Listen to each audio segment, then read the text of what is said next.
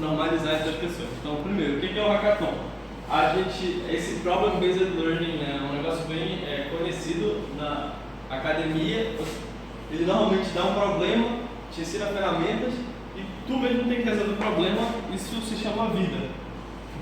E o nosso problema é esse sistema de acompanhamento semanal, que a gente quer listar as tarefas de cada pessoa, do que cada um está fazendo no laboratório, e ter uma forma rápida de dizer o que já fez e comentar em cima. Então, o que é? Eu vou passar rápido pelo que deveria ser. Primeiro, existem 3 tipos de usuários: o estudante, o manager, o manager que coordena esses estudantes, pode também ser um estudante de outro manager, e o usuário root, que tem a administração geral. Então, bora olhar para o usuário estudante. O usuário estudante tem uma lista de projetos que ele trabalha. Essa daí seria a interface gráfica inicial do software. E aí, caso o estudante fosse e clicasse no projeto que ele trabalha, ele deveria listar as tarefas que ele está fazendo.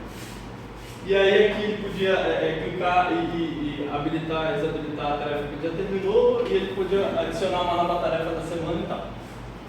Cada tarefa dessa, se ele clicar na tarefa, vai listar aqui os comentários que tem da tarefa e as tags com os assuntos dessa tarefa. Ele também pode adicionar um comentário e outras pessoas vão poder adicionar um comentário na tarefa dele. Como assim São tags para facilitar tu encontrar as outras pessoas que estão trabalhando com aquilo no laboratório. Você está fazendo uma tarefa que é implementar alguma coisa no FPGA, aí a tua tag é FPGA. Aí tu está trabalhando com processamento de sinal no FPGA, PDS, sei lá, e tu vai colocando. Se tu tiver, por exemplo, algum problema, tu pode listar todo mundo que trabalha com aquela tag e aí ver quem mais pode te ajudar nesse tipo de coisa. Beleza, eu acho que é só isso que o usuário aluno pode fazer. Bora olhar para o usuário manager. Então, o usuário manager tem a mesma lista de projetos, a diferença é que quando ele clica no projeto, vai listar não só as tarefas que ele tem nesse projeto, como as tarefas dos coordenados dele. Então, ele tem 2 pessoas trabalhando com ele, todas as tarefas e as tarefas dele. Então ele pode visualizar as tarefas de outra pessoa e aí ele pode fazer a mesma coisa que o outro cara podia. No caso, adicionar uma tarefa nova para essa pessoa e fazer os comentários. Né? No caso, cada uma dessas tarefas tem os comentários, só que a gente vai implementar só uma vez e vai reutilizar. E aí, cabe lembrar o que a gente tinha falado ontem dos loops e dos ifs e tal. E aí, esse usuário manager ele tem acesso a essas configurações que agora só tem adicionar e remover estudantes do projeto dele. E esse manager, a ideia é que quando a gente tiver esses dados todos no banco, a gente possa criar esse tipo de visualização. Isso daqui é só uma forma de ver os dados que já tem no banco. Uma outra forma de ver, no caso, observa, são as tarefas desse projeto que está ligado ao laço. Isso daí é um negócio bacana que no caso era feito na mão, né? É feito na mão por nós e deveria ser feito automaticamente. Esse é outro tipo de coisa que é meio que uma lista temporal. O tempo corre assim, então para cá tem as novas tarefas e as pessoas de cada projeto. As pessoas do projeto. Então, as tarefas vermelhas, por exemplo, aqui seriam tarefas bloqueadas, as tarefas novas rodando e as tarefas antigas. O que é tarefa bloqueada? É só uma tag dizendo que aquela tarefa ela tem algum problema. É uma tag específica. Quando a gente conversou, deveria ser aberto ou fechado. Então não tem bloqueado. Beleza.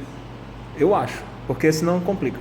Uhum. É para ser tarefa atômica, fechou, fechou. Se tu quiser saber por que ela fechou, vai lá nos comentários. Okay. Então, esse daqui, na verdade, os vermelhos são tarefas novas. E o usuário root, ele tem a capacidade de criar, ele não tem projeto nenhum, mas ele tem a capacidade de criar novos projetos. Certo? E aí, olha, cada projeto tem um manager e tem outros parâmetros. Um manager só para cada projeto? Não, é uma lista de managers. Eu vou falar, vai mostrar no banco. Isso daqui são as features que foram listadas, por exemplo. A gente deveria linkar as issues do Redmine e GitLab, e o Redmine e GitLab tem uma API, a gente tem que ver como faz isso. E aí pegava as issues de lá, só colocava um link na hora de criar a tarefa e o software mesmo ia buscar lá. Exibir os comentários no software do AS que estão lá no GitLab ou no Redmine. E aí, esses daqui são os comentários de cada tarefa. As tarefas são, como eu disse, atômicas, feita ou não feita, e são as tags, né, com as de cada tarefa. As tarefas são divididas por projeto e tem essa ID de busca, que, né, vai ser a busca pelo título, pelas tags e assim vai. Essas são features importantes que podem sair hoje, ou não, dependendo da quantidade de coisas que a gente tem que fazer. A ideia é, a gente vai começar por algo pequeno, básico, para ver se a gente consegue fechar isso. A gente deveria se preocupar hoje em mais funcionalidade do que código bonito ou tipo de coisa. Então, se funcionar, aquele negócio do rodou é 10. Está rodando, deixa lá. Não precisa deixar bonito, não precisa o código ser otimizado, não é um software para ser otimizado, não vai ter 1000 usuários, então não tem por que otimizar. Colocou para funcionar, depois a gente vai melhorando. A gente faz incremental. Eu acho que só o Jamel não estava, mas eu posso repassar. Que a gente falou um pouco das ferramentas, que é uma stack, não está aqui a figura, mas Mongo, Node, Express, Angular. E aí, isso daqui deveria mostrar no código onde fica cada coisa, cliente, servidor, isso eu já mostrei ontem, suporte do Jamel. E aí, a interface gráfica com Angular Material, eu também falei ontem de como é que cria, e aí se vocês se lembrarem, tinha as tags do HTML diferentes, como o HTML pega dados direto do serviço, né, do JavaScript, e depois como esse JavaScript faz requisições para o servidor. E aí, esse back-end eram só URLs que chamavam funções, e essas funções acessavam um banco. Eu acho que vocês vão ter acesso durante esse evento com isso, e aí não adianta ficar falando. Peraí, quem tem alguma equipe aí que não sabe o que é back-end, front-end, REST? Não sei o que é REST. Tá, mas tu tá sozinho da tua equipe ou tem mais alguém? O Bruno é da tua equipe, né? Tu falou que tu sabe, então. Se tu não tu sabe, então na tua equipe tem alguém que saiba. CRUD, todo mundo sabe o que é, né? Front-end, back-end, HTML, todo mundo sabe o que é. Então pode pular essa parte toda. Aí, Banco de dados, todo mundo sabe também.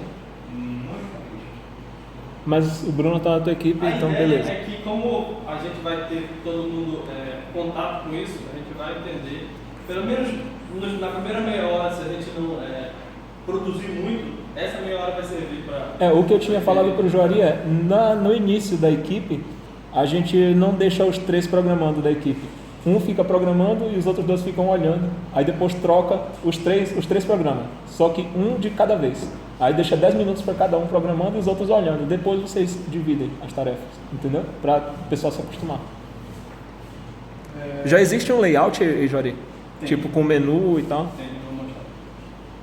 E aí, a ideia a gente vai dividir aquele software em pequenos módulos. E esses módulos, existem um conjunto de issues no GitLab, esses módulos são divididos em milestones, e essas issues, a gente vai fazer as issues de modo a fechar esse módulo antes de passar para o próximo. Então, a gente vai construir módulo a módulo, os módulos eu vou mostrar aqui, e aí depois que a gente tiver construído o módulo, a gente passa para o próximo já tendo esse funcional, testado e tudo. Então, o primeiro módulo é o módulo de autenticação. Ele vai fazer a autenticação, tem primeiro essa view, né, que a gente tinha mostrado isso. E esse módulo ele vai fazer a autenticação na LDAP, ou seja, a parte do cliente só vai fazer uma requisição para o servidor e o servidor vai ter que aprender a fazer a autenticação na LDAP que a gente já tem. Um outro módulo é esse de layout, esse daí já está quase pronto, a gente fez o layout básico, mas a gente não fez todas as issues desse layout, né, que são verificar os detalhes. Existem coisas no código do layout que ainda não estão funcional, ou seja, precisa de um retrabalho aí. E aí, esse Project View é a lista dos projetos, e aí é tão simples quanto criar uma lista estilizada dos projetos, com ícone, nome, cor, e pegar a lista dos projetos do servidor através de um GET. E aí essas coisas vão começando a ficar complexas. Por exemplo, na lista de testes, não basta só listar as tasks de uma lista de utilizado. Tem que ter esse checkbox, né, que vão enviar para o servidor se essa tarefa já foi terminada ou não. Então, tem que adicionar também novas tarefas. Essas URLs aí que tu tá colocando, elas existem lá nas issues da GitLab? Não, isso daqui foi só uma ideia de como vai ser feita, não necessariamente precisa ser assim, na verdade, tudo isso daqui é uma ideia, certo? Não, tá, eu só queria saber o que tá lá. Lá só tá o título, né? Então. Só tá o título, e aí... Não, beleza, tranquilo.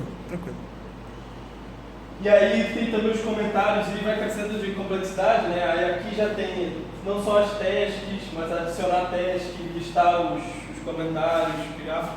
Isso tudo tem que fazer no front-end e criar no back-end as funções que respondem a essas ações. URLs. E aí isso daqui já são partes menores, que é para adicionar estudantes no projeto e para criar novos projetos. Isso daqui é um pedaço do sidebar, né, que a gente queria que tivesse as tasks não lidas pelo manager, né? Isso daqui é um detalhe, né, que eu acho que seria legal implementar. Não, eu acho que é importante e deveria ser requisito. Deveria listar lá, e talvez pode ser até público.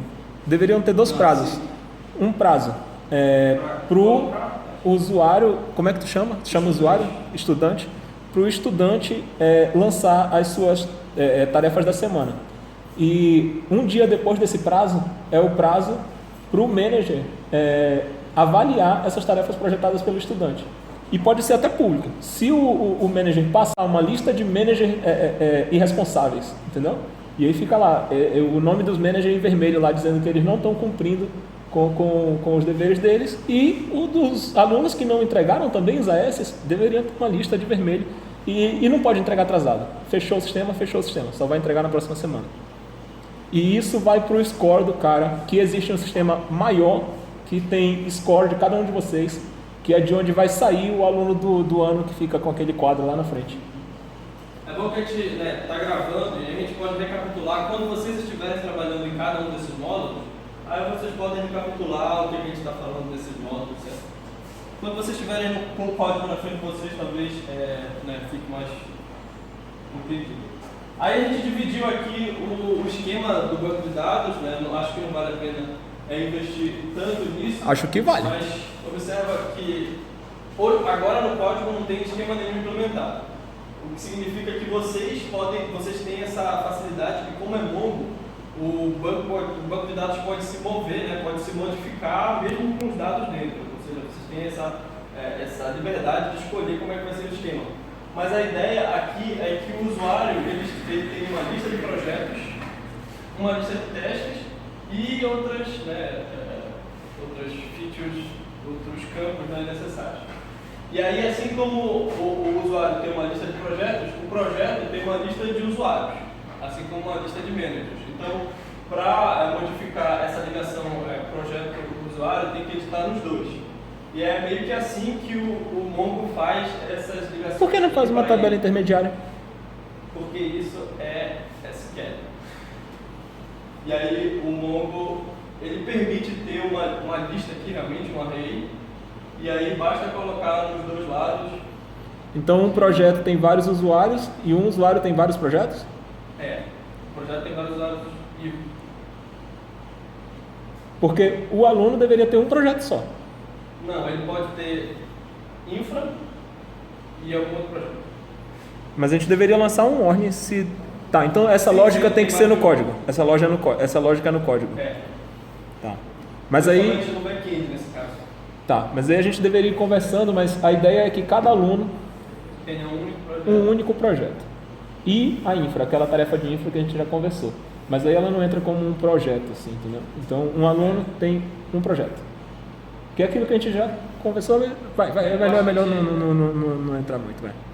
E aí, no caso, tem a rede de managers, né? Porque um projeto também pode ter vários managers e uma lista de outros pontos. E aí a task é a mesma coisa. Então, tem, Por que tu não coloca, então, se a lógica é... Não pode ter um usuário que é manager de vários projetos? Por que não tem o campo Manager ID, aliás, Project Manager IDs no user? Aí, ó. Manager off. Ah, aí sim. Vai lá. Aí esse daqui é um array. Se esse array, na verdade, se ele for vazio, ele não é, ele é um estudante, né? Nesse caso. E aí se ele tiver mais de um projeto, ele está como manager de um projeto. Tá.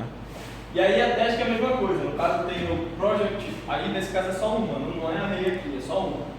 O project, ele tá, a task está ligada a só um project, e aí tem as tags dessa task e outros campos. E aqui no caso tem as tags, que são só nome e cor, e os comentários, certo? Tem E umas esses comentários têm IDs na task, tanto aqui quanto ali no final. Então a ideia nesse caso, tanto para task quanto para comentários, é um para N, não é N para N, por isso que só vai ter uma array numa das pontas do banco. Uma das coisas assim que na hora da implementação pode simplificar. Aquele icon path assume que tu fez o upload de um ícone, é isso? Aí se tiver complicando, sei lá, pega o ícone, o binário e joga ele no banco. Ele é pequeno, entendeu? Aí ao invés de colocar o path, coloca ícone. Aí na hora de mostrar, tu pega no banco. Assim, eu tô querendo dar exemplo de coisas que a gente pode simplificar sem se preocupar com performance, porque o sistema não é muito grande. Aí a gente foca em ter resultado. Concordo. Eu tinha até dito isso pro Ítalo. Não, mas eu tô dizendo que para qualquer coisa, se fosse um arquivo, tu ia dizer, mas pode ser um arquivo de 1 mega. Eu digo, coloca no banco, a gente tem servidor, não se preocupa com isso. Aqui deveria ser uma forma de visualizar aquele outro banco, mas está desatualizado, porque isso daqui foi pensado em SQL, e aí está aqui as tabelas de N para N, né? Não, a gente já falou de banco, pode Mas, ir. Então, mãos à obra. Eu vou tentar mostrar aqui para vocês se eu consigo configurar um Wi-Fi rápido. A lista das milestones no GitLab. Eu acho que se eu fosse opinar, eu diria para te mostrar logo o código para ter uma ideia. Tá bom. O código é mais fácil. Mostra aí um CRUD. Tu consegue mostrar um CRUD fácil?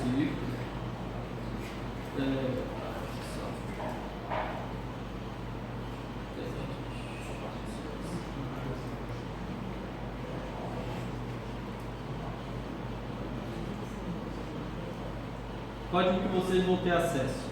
Que é esse daqui. Se ele quiser abrir. Cadê? Quem chegou atrasado foi o Felipe? Foi? Só tu? Não chegou ninguém? Ah, chegou? Ah, moleque, aí sim, vai lá. Já tem tudo. Já tem. Vai ter uma prenda para quem chegou atrasado, viu?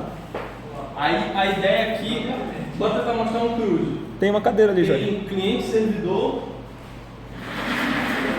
O que é o cliente e o que é o servidor? O cliente é o que vai rodar no browser do cara, não é isso?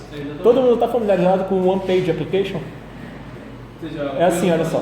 Tu baixa todo o código JavaScript para o teu browser e só numa página ele vai ficar executando todas as ações. Então, quando muda o URL lá em cima, ele não está fazendo outra requisição, ele não está baixando uma página toda. Ele baixou o HTML só uma vez e está rodando tudo lá. Então, esse client é o que vai ser baixado pelo cliente. E todo o código dentro de client, me corrija se eu estiver errado, ele roda no browser, ele roda no cliente. Então, ele não acessa banco, por exemplo. Ele não acessa banco. Esse lado server, ele está todo no servidor. E esse lado é quem acessa banco, é quem faz esse tipo de coisa. E aí, a comunicação entre o client e o server não é a nível de código. Eu acho que aí fica transparente. Nesse caso. E agora, o HTML está todo no cliente e o cliente só vai trafegar JSON. JSON, no caso, é dados puros. E esses dados é que vão gerar o HTML do cliente. Então, bora tentar olhar no servidor como fazer um CRUD. Tudo começa que no servidor... Cadê o Ítalo? Tá aí, ele sabe mexer nisso aí. No servidor tem as rotas.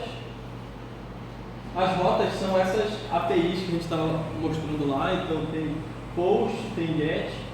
E aí essas rotas elas vão chamar umas funções. Essas funções elas estão associadas a esse arquivo aqui, que nesse caso está em controllers, project controller. A função lá era list project. Então aqui em project controller tem uma função chamada list project, que ela vai fazer um find, ou seja, ela vai buscar todos os itens que estão... Esse project é uma classe do banco de dados? no caso, chama de... eu esqueci como o Mongo chama, mas é como se fosse uma tabela. Tá. No caso, ele está instanciando aqui, ó. Ele vê o Mongoose, na verdade ele pega o pacote do Mongoose e pega essa tabela. Modelo que ele está chamando, né? Nesse caso, esse modelo. E aí ele vai escolher, vai pegar todos por causa dessa tag. Isso daí é estritamente MongoDB. Essas tags estão lá na especificação dele, como é que pode usar, no caso. Se eu quisesse fazer um search, era aí que eu ia especificar. Exatamente. Beleza. E aí é só, como os nossos searches são bem simples, é tipo buscar por ID ou buscar por algum nome, é só saber usar o mínimo, um tutorial de Mongo já deveria ser suficiente para saber como é que esses double brackets deveriam ser usados. Na verdade, esses brackets deveriam ser usados. E aí, depois que ele chamar essa função find, ele vai chamar essa função que é um callback, ou seja, quando ele retornar, ele vai chamar essa função. E aí, se tiver algum erro, eu mando erro 500 e caso não tenha, eu mando o resultado com todos os dados puros que vieram do banco. Nesse caso, o banco vai retornar um JSON, que é um Mongo, aí eu vou mandar JSON pela rede. Tem mais 6 minutos, acelera. E aí é isso, é assim que faz uma busca no banco. Olha, para adicionar uma coisa no banco, eu crio os valores que eu quero adicionar, e aí eu faço um casting desses valores, que aqui ele é só um JSON. Eu faço um casting para o tipo de dados que o Mongoose define, e depois eu uso a função que agora esse casting tem de salvar no banco, e ele salva. Tem algum check, tipo not null, alguma coisa? Tem. Esse tipo de check, ele é feito nesse cache, mas é só ver um tutorial também na internet. Não, eu tô só perguntando se o Mongo tem esse tipo de check. Nesse caso, está usando a API do Mongoose, que é uma API bem mais simples do que o Mongo, e aí tu deveria só, antes de fazer essa função find, tu poderia fazer tipo poderia chamar outras funções aqui, saca? Tá. Não, tá bacana. E é assim que faz a parte do servidor, certo? É só uma URL que chama uma função, e essa função ela trabalha com o banco, ela filtra os dados que vêm do banco, o banco é isso. A parte do cliente, ela começa toda aqui nas URLs que o cliente tem acesso. Então tem as URLs que vão para o banco, essas vão atravessar a rede, e tem umas que não. Tem umas que só vão modificar a interface gráfica. Que são essas daí? Exatamente. Tem o /home, tem o /home /list, porque esse cara aqui é pai desses outros dois, e tem o /home /text. Eu sei que ele é pai porque está escrito aqui abstract. E aí ele está abstraindo o grupo de cima. Normalmente esse abstract é o single page application, e o cara de baixo ele só vai atualizar um pedaço da tela. Qual aqui? Esse aqui? O que seria esse export? Que seria o quê? Ah, sim, isso daqui é que tu está falando que esse arquivo, que chama Project Controller, né? Ele tem essa função externa. Se tu colocar uma função sem export, ela vai ser meio que só interna do arquivo. É como se estivesse publicando a função. Isso é do JavaScript. É do Express. Tá. E aí, beleza. Essas URLs que só vão modificar a interface gráfica, elas têm uma view que é um HTML modificado. É um HTML que tu pode, nesse caso, tu vai usar tags diferentes para criar uma interface gráfica mais bonita, e tu vai poder passar para ele dados diretos. Por exemplo, 3 tu minutos. vai passar através de 3 minutos.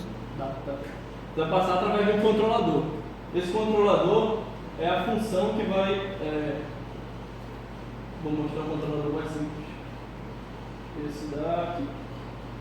Esse controlador, tudo que ele vai fazer é usar esse scope para criar uma variável. Essa variável ela vai cair direto no HTML. Então, bora ver. Aqui a variável se chama menu, e no view ele usa a variável menu para atualizar o HTML. Nesse caso, por exemplo, ele usa essa tag ngRepeat para todo item dentro da lista menu ele repetir tudo isso daqui. Então, para cada item, ele vai criar o item.ícone, o item.title, no caso, isso aqui é um pedaço de HTML, e aí ele vai ficar repetindo e vai gerar várias vezes esse cara dentro do HTML final. Beleza. Só que essa variável que a gente está criando aqui não necessariamente é estática, como ela está sendo aí, editada na mão. Ela pode vir ou ela deve vir do banco.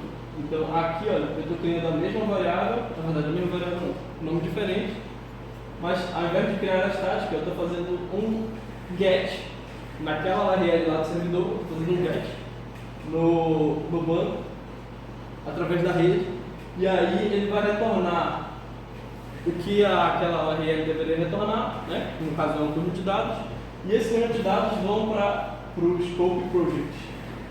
Deveria ser parecido com o anterior. E aí esses dados vão acabar direto lá na interface gráfica, e a interface gráfica vai se montar para isso. E aí é isso, eu passei rápido, ainda tem? Resumão do CRUD. O que é que faz o controller, o que é que faz o view no client? O view, o controller, ele gera os dados que vão montar o view. E tudo que for mexer no banco é no servidor. Exatamente. O controller, ele só faz a requisição e prepara os dados para serem usados no view. Beleza. O view, ele vai montar toda a interface gráfica usando as tags de Angular e de Angular Material. Beleza. E aí eu só tinha, das tags importantes que eu tinha dito ontem, as únicas que vale a pena falar são essas. Tu já falou isso ontem, né? Falei. Então, beleza. Eu acho que fechou.